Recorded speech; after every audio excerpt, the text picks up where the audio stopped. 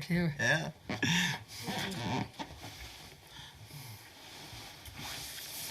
We're ready?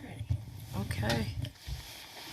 We would like to welcome everybody to our Tuesday, October 26th, 2021 Planning Commission meeting. I'd like to note that all the planning commissioners are present, with the exception of Blair Jones. Do we have any public comment? Okay.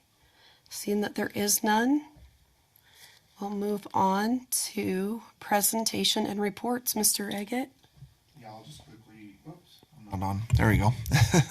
I'll quickly cover the few items talked about in work session. We had a Wasatch Front Regional Council, Wasatch Choices Visioning meeting last Monday. Appreciate everybody who attended, talking about future modes of transportation and the growth in our community as well as neighboring communities and how we're all connected together with the regional transportation models that we're all working on our local jurisdiction. So that went well. It indicated that Raising Cane's will be opening in mid-December, December 14th. That is a grand opening ribbon cutting event at 8:30 in the morning. The roadway behind Discount Tire has been laid, but we're just waiting for it to cure and be able to be drivable. The Public Works will make that call when it's ready to go. And a Cheddar Scratch Kitchen was submitted to the City Council. That will come before them on next Wednesday due to the election meeting next Tuesday. So again, remember, elections are next Tuesday. Obviously, it's hard to forget, but we're already there. And then the last thing is the Eldest Orchard Business Park up off of 1500. We've received the preliminary submittals for that, so that will be anticipated to come to the Planning Commission on the 9th for your next Planning Commission meeting. And that's everything I have, and I defer back to Commission at this point. Thanks. Okay. Thank you, Mr. Eggett. Consent items, consideration of meeting minutes from October 12th, 2021, the work session and regular meeting. I'd like to make a motion. We approve the meeting minutes from October 12th, 2021. I second. All in favor? Aye. Aye. Okay, passes unanimously. Okay, our action items. 1A, discussion regarding proposed rezone request for properties located at approximately 5368 South, 1050 West, Riverdale, Utah. Do you want me to go ahead and All right, Mr. Eggett. just to give a quick primer on it? The application's been submitted by RD Development Holdings. We have Dave Morton here representing the group's interest, and then we have Rich Copps here representing the Coleman family's interest on the submittal. The application is 5368 South, like you stated. It's under the ownership of Moview LLC. It's a current drive-in theater use at approximately 19 acres or so. They've submitted the application. They've answered the items A through D on page 3 of their application. The lot areas, part of the rezone request, are found thereafter in pages 4 and 5. Legal description on page 6, and the fee has been paid on page 7 of their application. So everything seems to be in order for their submittal. The next available city planning commission meeting date would be the November 9th meeting, where you'd want to set that for public hearing. I would go ahead and get everything mailed out to the appropriate affected entities, put a sign on the property, and then Ms. Maragoni would put notice in the paper on the website accordingly. We'd also make sure that there is a map so that those in the public that were interested would know what kind of what the property area is and what the rezone request is for. So kind of just our standard rezone request process. I will note the general plan does support the request. The request is for R2 zoning, which is single family densities approximately 8,000 square foot lots or greater, minimum width of 70 feet. The applicant is fully aware of that. We've had those discussions before they submitted, so they're totally aware of what they're doing and very comfortable with where the rezone request is going for that. Obviously, the general plan supporting residential, without going into it too much because this isn't the right venue for it, again, does support it as far as having a residential component adjacent to the golf course, which is the Snyder's Riverside Golf Course. So this would be in compliance with that as well. Just kind of more of a primer for a future discussion on it. But With that, I would defer to the planning commissioners if you have any questions for the applicants. Again, they're present. There's really, I don't think, a whole lot to, we don't want to go into really any nuts and bolts or meat and potatoes or anything, but if you have any very basic questions of the applicants, you would be welcome to do that. Otherwise, we could go ahead and move forward to Part B and set the public hearing at your discretion. Okay. Anybody have any questions? Do you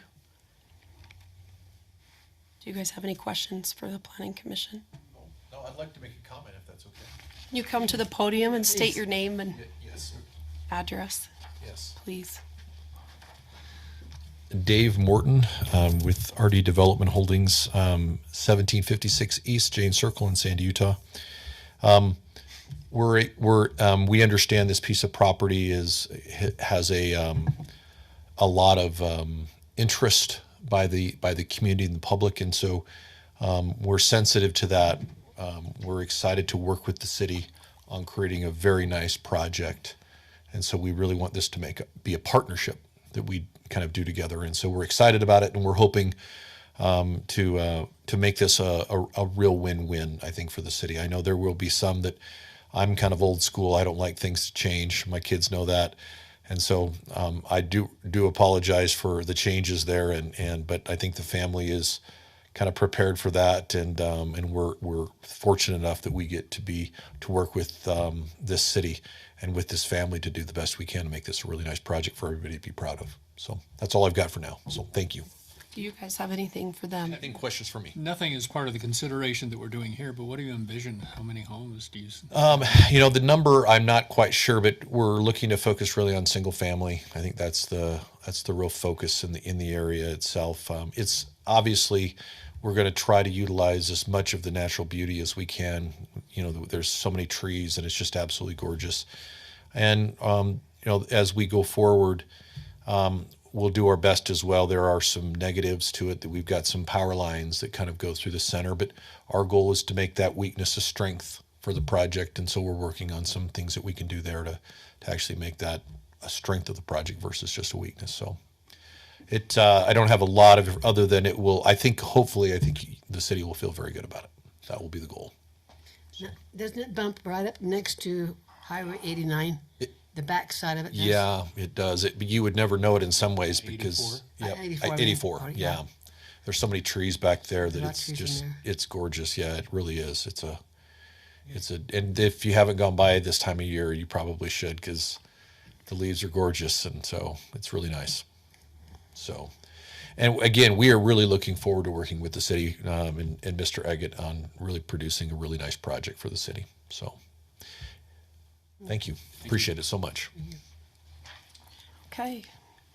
I move that we set a public hearing for the proposed rezone request from agriculture A1 zoning to single family and single family with rental unit, residential R2 zoning for the properties located at approximately 5368 South, 1050 West, Riverdale, Utah, 84405, as requested by RD Development on November 9th, 2021. Michelle, will you poll the commission, Need please? a second first. Oh, second. I second. Sorry. I'm trying to get better and I still screw it up. Aye. Commissioner Knight? Aye. Commissioner Spires? Aye. Commissioner Lamar? Aye. Commissioner Herman? Aye. Commissioner Winkle? Aye. Okay. Item number 2, review of proposed amendments to Title 10 of the Riverdale Municipal Code, specifically Chapters 14 and 28 regarding proposed changes to non-residential development landscape requirements and residential landscape requirements. Thank you. I get, Yeah, thanks. Sorry. oh, you're fine, you're fine. As noted, I know this is a first draft, and it's meant to be a first draft glance opportunity for the Planning Commission. You'll have 2 weeks to look at this should you schedule the public hearing for the 9th, similar to the last item. I went through the history and the details, so I won't belabor the point, and I think we covered it pretty well in the work session. But the bottom line is we were based on water management is very concerned about our watersheds and our water supplies. This is not only something they're asking of Riverdale, as you know or may not know. They provide water for all of Davis County. Well, a majority of Davis County and a lot of Weber County. The communities benefit from Weber Basin, and all the communities they service. They're asking the same thing and trying to provide the same program incentives and opportunities. I will say it's not just Weaver Basin. The one thing I didn't cover, I don't think as well as I should have in the work session, it's also our public works director. He's equally concerned. He does sit on a canal company board with the Weber Davis Canal. He's our representative on that board, and representing their interests. He's also concerned that there's adequate water, not only for us, but we have to remember there's agricultural users in Weber County and Davis County that do benefit from the water. So it's really a combined effort from a lot of resources. This is one of the ways that the city can participate in helping solve, from his perspective, the concerns that he has or feels towards the water needs of our community. Now, will I come back in a year and say, hey, we got too aggressive, we need to open up the landscape ordinance? I don't know. I might. It's going to be hard to tell. It really comes down to how our watersheds do this winter. But I do think that we are already going this way. I will tell you, pretty much the majority of the time I've worked for Riverdale, felt pressures to address our landscape ordinance, continually find ways to find even more water and reduce the sod and the grass plantings where possible. So I think to the extent where we did a similar update to the landscaping ordinance, it's probably been 5 years now ago, but we reduced it to a 50-50 split even then. And before that, it was even more lenient. So we're continually seeing this as water is becoming more scarce, and there's even been movements within the state legislature to look at ways to basically put their thumbs on communities to limit what kind of water is available for landscape plantings, at least for non-residential uses. So anyway, there's a lot of debate about this issue, but the bottom line is the source of this is program incentives and goals that Weaver Basin Water Management has. And like I stated up in the work session, I'll state on the record, Flip the Strip is the big one that many residents in our community are aware of and have asked our leaders to find ways to make available. And so I've been feeling quite a bit of strong prodding, would be the nice way to say it, from our public works director to get these ordinances going, at least to see where we go with them and if they're supported, these changes, so that if we are in favor of them, that the Flip the Strip and other programs from Weaver Basin that may come forward will be available to the residents in the community. So that being said, I won't go through all the changes in there. Again, this is a first reading. It may even evolve a little bit more between now and where we said it in 2 weeks. I may even have to evolve it further. There's still some dialogue going on with Weaver Basin wherein there may still be a little bit of tweaking beyond this that has to be had. They did have some questions about why is this way and that this way. So I already know I'm going to have a call with their representative and try to explain why we feel the way we do about certain things in our ordinance that I don't feel like needs to be changed, but we'll see how the conversation goes and go from there. But for today's meeting and for the intent of setting a public hearing, what you see in red are the changes that are being proposed at this time. And I would end with saying that. I know there's probably a lot more I could say, but I'll end with saying that. Unless you have any other questions for me, I would defer to the Planning Commission at this time. Thank you. I have a question. How do you get the people in the neighborhood or in the community to know? How do you do that? Whenever a new resident comes into the community and they get their community signups and everything, the landscape ordinance is included in their packet. It's provided for the old ones. They'll have to be aware of the ordinance. They can obviously, individuals can call the city and say, what are the standards. Clearly, if it got approved with as big a deal it is, I would imagine there would be something in a future newsletter about it if the ordinance gets approved. I could also even see something on our website being set up. That's how much our public works director wants the word out that this is I happening. would hope that would be good. Yeah, and I know the mayor has already, I think, in an article briefly mentioned Flip the Strip is what got a few residents more excited, like, what is this? How do I get a benefit from it? Kind of like Chair Spire said in the work session, that if you put a financial incentive in front of somebody and say, hey, rip out your grass, we'll pay you, that might get a few people pretty excited pretty quick about doing something differently with at least their park strip. So Okay. But once it's there, it can't be changed if you sold you your can't house. go back. You can't go back. You can only go forward.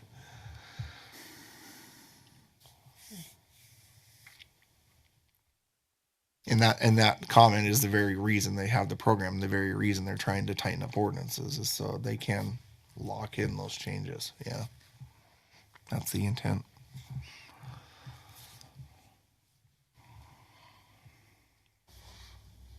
Okay.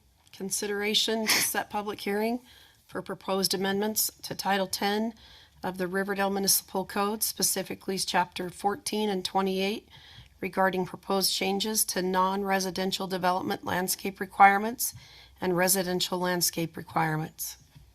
Before you take a motion, just real quick, one thing I did fail to note, I will say on the non-residential development landscape requirements, I have a feeling the developers are going to be very favorable to these changes and very supportive of it. I don't think they'll even have a problem with it. So just do take note of that from the non-residential side of things. I'm sure that will be no problem for them. Okay. I'd like to make a motion. We set a public hearing for November 9th, Mike? For November 9th for the proposed amendments to Title 10 of the Riverdale Municipal Code, specifically Chapters 14 and 28. I second it. Michelle, will you poll the commissioners, please? Commissioner Winfield, Aye. Commissioner Anderson, Aye. Commissioner Knight, Aye. Commissioner DeMar, Aye. Commissioner Spires, Aye. Commissioner Herman. Aye. Do we have any comments? Anybody have any comments? I move that we adjourn. Second. Oh. All in favor? Aye. Aye. Let's roll.